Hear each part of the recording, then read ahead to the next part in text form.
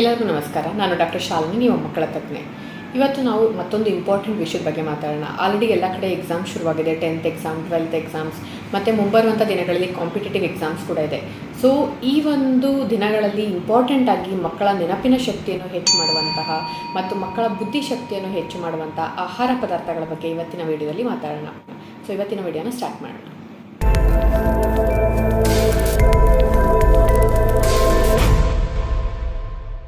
ಎಲ್ಲರಿಗೂ ಗೊತ್ತಿರುವಂತೆ ನಮ್ಮ ಶರೀರದ ಪ್ರತಿಯೊಂದು ಅಂಗವನ್ನು ಕಂಟ್ರೋಲ್ ಮಾಡೋದು ಬ್ರೈನ್ ಅಥವಾ ಮೆದುಳು. ಈ ಮೆದುಳು ಅನ್ನುವಂಥದ್ದು ಅತಿ ಹೆಚ್ಚು ಶಕ್ತಿ ಬಳಕೆ ಆಗುವಂತಹ ಅಂಗಾಂಗಗಳಲ್ಲಿ ಒಂದಾಗಿದೆ.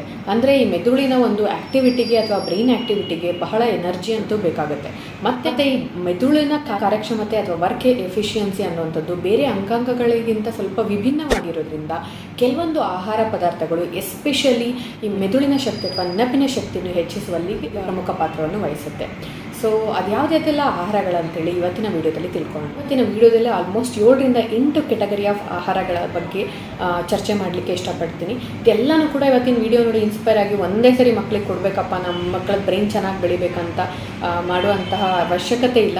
ಸೊ ಆದರೆ ಯಾವುದಾದ್ರೂ ಒಂದು 2-3 ಕೆಟಗರಿ ಅಥವಾ 1-2 ಕೆಟಗರಿನ ಮಕ್ಕಳ ರುಟೀನಲ್ಲಿ ಇನ್ಕ್ಲೂಡ್ ಮಾಡಲಿಕ್ಕೆ ಪ್ರಯತ್ನ ಮಾಡಿ. ಎಸ್ಪೆಷಲಿ ಮಕ್ಕಳ ಖಾಲಿ ಹೊಟ್ಟೆಯಲ್ಲಿ ಇದರ ಜೀರ್ಣಶಕ್ತಿ ಕೂಡ ಚೆನ್ನಾಗಿ ಆಗುತ್ತೆ.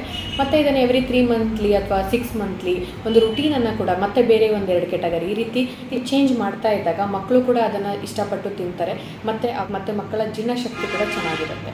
ಈ ಎಲ್ಲ ಆಹಾರಗಳನ್ನು ನಾವು ಮಕ್ಕಳಿಗೆ ನಿಯಮಿತವಾಗಿ ಕೊಡ್ತಾ ಬಂದಾಗ ಅವರ ಒಂದು ಬ್ರೈನ್ ಪವರ್ ಏನಾಗುತ್ತೆ ಅದು ಹೆಚ್ಚಾಗುತ್ತೆ.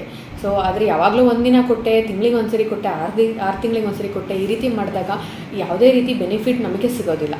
ಬಟ್ ಆಲ್ಮೋಸ್ಟ್ ಇದನ್ನು ಅವರ ಒಂದು ಡೈಲಿ ಡಯಟಲ್ಲಿ ಎಷ್ಟಾಗುತ್ತೋ ಅಷ್ಟು ಮಿನಿಮಮ್ ಕ್ವಾಂಟಿಟಿಯಲ್ಲಾದರೂ ಇನ್ಕ್ಲೂಡ್ ಮಾಡಲಿಕ್ಕೆ ಪ್ರಯತ್ನ ಮಾಡೋದು. ಮೊದಲನೇ ಕೆಟಗರಿಗೆ ಬರುವಂತಹ ಆಹಾರ ಪದಾರ್ಥಗಳಂತ ಹೇಳಿದರೆ ನಟ್ಸ್ ಮತ್ತು ಡ್ರೈ ಫ್ರೂಟ್ಸಲ್ಲಿ ಮತ್ತೆ ವಿಧವಾದಂಥ ಡ್ರೈ ಫ್ರೂಟ್ಸ್ ಬರುತ್ತೆ. ಎಸ್ಪೆಷಲಿ ಮೆದುಳಿನ ಶಕ್ತಿಯನ್ನು ಹೆಚ್ಚು ಮಾಡುವಂತಹ ಈ ಡ್ರೈ ಫ್ರೂಟ್ಸ್ ಯಾವುದಪ್ಪ ಅಂತ ಹೇಳಿದರೆ ಅಕ್ರೋಟ್ ಅಥವಾ ವಾಲ್ನಟ್ ಅಂತ ಕರೀತಾರೆ, ಮತ್ತು ಬಾದಾಮಿ.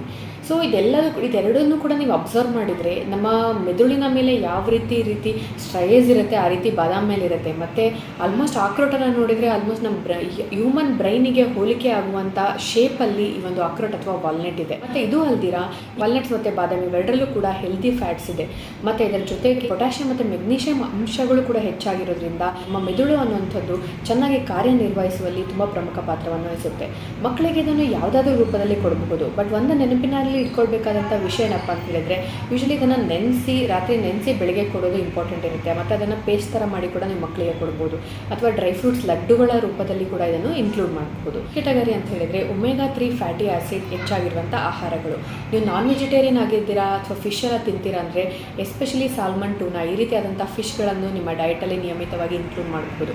ವೆಜಿಟೇರಿಯನ್ಸ್ ಆಗಿದ್ದರೆ ಈ ಫ್ಲಾಕ್ಸ್ ಸೀಡ್ ಅಥವಾ ಅಗಸೆ ಬೀಜ ಅಂತ ಏನು ಕರಿತೀವಿ, ಇದನ್ನು ಕೂಡ ಅಗಸೆ ಬೀಜದ ಪುಡಿಯನ್ನಾಗಿ ಮಾಡಬಹುದು. ಅಗಸೆ ಬೀಜದ ಉಂಡೆಗಳಲ್ಲಿ ಕೂಡ ಈ ಥರನೂ ಯೂಸ್ ಮಾಡ್ತಾರೆ.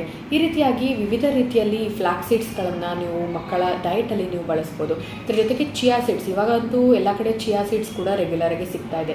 ಇವೆರಡಲ್ಲೂ ಕೂಡ ಒಮೆಗಾ 3 ಫ್ಯಾಟಿ ಆ್ಯಸಿಡ್ ಇರೋದ್ರಿಂದ ಇದುಗಳು ಸರಿಯಾಗಿ ಕಾರ್ಯನಿರ್ವಹಿಸುವಲ್ಲಿ ಒಮೆಗಾ 3 ಫ್ಯಾಟಿ ಆ್ಯಸಿಡ್ ತುಂಬ ಸಹಾಯಕಾರಿಯಾಗಿರೋದ್ರಿಂದ ಇದನ್ನು ಕೂಡ ಮಕ್ಕಳ ಡಯಟಲ್ಲಿ ಇನ್ಕ್ಲೂಡ್ ಮಾಡಲಿಕ್ಕೆ ಪ್ರಯತ್ನ ಮಾಡಿ. ಮತ್ತು ಮೂರನೇದಾಗಿ ಸೂಪರ್ ಫುಡ್ ಅಂತಲೇ ಹೇಳ್ಬೋದು ಎಗ್ ಅಥವಾ ಮೊಟ್ಟೆ. ನಿಮ್ಮ ಫ್ಯಾಮಿಲಿಗಳಲ್ಲಿ ಎಗ್ಗನ್ನು ತಿಂತಾರೆ ಅಂತ ಹೇಳಿದರೆ ಡೆಫಿನೆಟ್ಲಿ ಮಕ್ಕಳಿಗೆ ಎಗ್ಗನ್ನು ಇನ್ಕ್ಲೂಡ್ ಮಾಡಿ. ಎಗ್ಗೆ ಎಷ್ಟೊಂದು ಜನ ಪೋಷಕರು ಹೇಳೋದೇನಂತ ಹೇಳಿದರೆ ಈ ಎಗ್ಸ್ ಮಕ್ಕಳಿಗೆ ಹೀಟ್ ಆಗುತ್ತೆ, ಅದು ಆಗುತ್ತೆ, ಇದು ಆಗುತ್ತೆ ಅಂತ. ಸೊ ಡೆಫಿನೆಟ್ಲಿ ಈ ಎಗ್ ಅನ್ನೋಂಥದ್ದು ಮಕ್ಕಳಿಗೆ ಜೀರ್ಣ ಆಗ್ತಾ ಇದೆ, ನೀವು ಅದನ್ನು ಇನ್ಕ್ಲೂಡ್ ಮಾಡ್ತೀರಾ ಅಂದರೆ ತುಂಬ ಬೆಸ್ಟ್ ಆಗಿರುತ್ತೆ. ಎಸ್ಪೆಷಲಿ ಇದರಲ್ಲಿರುವಂಥ ಕೋಲಿನ್ ಅಂಶ ಮಕ್ಕಳ ಮೆದುಳಿನ ಶಕ್ತಿಯನ್ನು ಹೆಚ್ಚಿಸುವಲ್ಲಿ ಸಹಾಯಕಾರಿಯಾಗಿರುತ್ತೆ. ಮತ್ತು 4ನೇದಾಗಿ ಹೇಳಬೇಕಂತ ಹೇಳಿದರೆ ಮಿಲ್ಕ್ ಅಥವಾ ಹಾಲು, ಇದೊಂದು ಕಂಪ್ಲೀಟ್ ಫುಡ್ ಆಗಿದೆ. ಸೊ ಈ ಒಂದು ಹಾಲಿನಲ್ಲಿ ಕೂಡ ಒಂದು ಒಳ್ಳೆ ಫ್ಯಾಟಿ ಆ್ಯಸಿಡ್ಸ್ ಇರೋದ್ರಿಂದ ಮತ್ತು DHA ಅಂಶ ಕೂಡ ಈ ಒಂದು ಹಾಲಿನಲ್ಲಿ ಇರೋದ್ರಿಂದ ಮಕ್ಕಳ ಬುದ್ಧಿ ಕ್ಷಮತೆಯನ್ನು ಹೆಚ್ಚಿಸುವಲ್ಲಿ ಸಹಕಾರಿಯಾಗಿರುತ್ತೆ. ನಿಯಮಿತವಾಗಿ ಮಕ್ಕಳ ಡಯಟಲ್ಲಿ 1 ಗ್ಲಾಸ್ ಅಟ್ಲೀಸ್ಟ್ ಹಾಲನ್ನು ಇನ್ಕ್ಲೂಡ್ ಮಾಡಲಿಕ್ಕೆ ಪ್ರಯತ್ನ ಮಾಡಿ. ಮತ್ತು 5ನೇ ಕೆಟಗರಿಗೆ ಹೇಳಬೇಕಂತ ಹೇಳಿದರೆ ಈ ಬೆರ್ರೀಸ್. ನಾನು ತುಂಬ ಕಾಸ್ಟ್ಲಿ ಆದಂಥ ಬ್ಲೂ ಬೆರ್ರೀಸ್ ಅಥವಾ ಆ ಬೆರ್ರೀಸ್, ರೆಡ್ ಬೆರ್ರೀಸ್ ಅದ್ರ ಬಗ್ಗೆ ಎಲ್ಲ ಹೇಳ್ತಾ ಇಲ್ಲ. ನಮಗೆ ಈಸಿಯಾಗಿ ಸಿಗುವಂಥ ಕೆಲವೊಂದು ಸೀಸನ್ಗಳಲ್ಲಿ ನಮಗೆ ಆ್ಯಕ್ಚುಲಿ ಸ್ಟ್ರಾಬೆರಿ ಸಿಗುತ್ತೆ.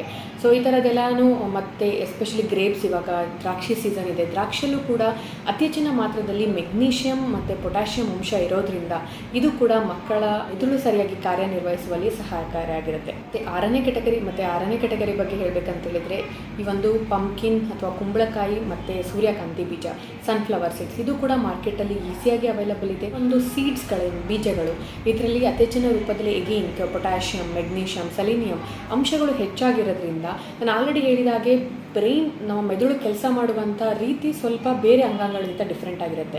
ನಮ್ಮ ಬ್ರೈನಿಗೆ ಈ ಕೊಲಿನ್ ಅಥವಾ ಪೊಟ್ಯಾಷಿಯಮ್, ಮಗ್ನೀಷಿಯಮ್ ಈ ಅಂಶಗಳು, DHA ಈ ಅಂಶಗಳು ಹೆಚ್ಚಿನ ಮಾತ್ರದಲ್ಲಿರುವಂಥ ಆಹಾರಗಳು ಅದರ ಕಾರ್ಯಕ್ಷಮತೆಯನ್ನು ಹೆಚ್ಚು ಮಾಡುತ್ತೆ. ಸೊ ಮಕ್ಕಳ ಒಂದು ಡಯಟಲ್ಲಿ ಎಷ್ಟಾಗುತ್ತೋ ಅಷ್ಟು ನಿಯಮಿತವಾಗಿ ಈ ಒಂದು ಸನ್ಫ್ಲವರ್ ಮತ್ತು ಪಂಪ್ಕಿನ್ ಸೀಡ್ಸನ್ನು ಕೂಡ ಇನ್ಕ್ಲೂಡ್ ಮಾಡಲಿಕ್ಕೆ ಪ್ರಯತ್ನ ಮಾಡಿ.